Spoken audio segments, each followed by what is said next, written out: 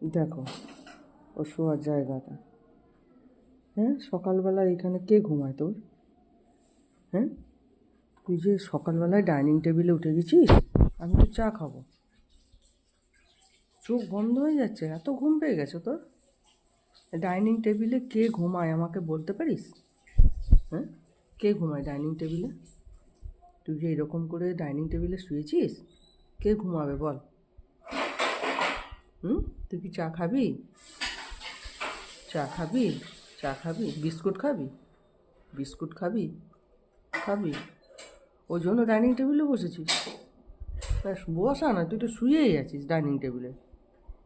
হুম, বিড়াল বাচ্চা মনে হচ্ছে তোকে দেখে। তুই কি বিড়াল? হ্যাঁ,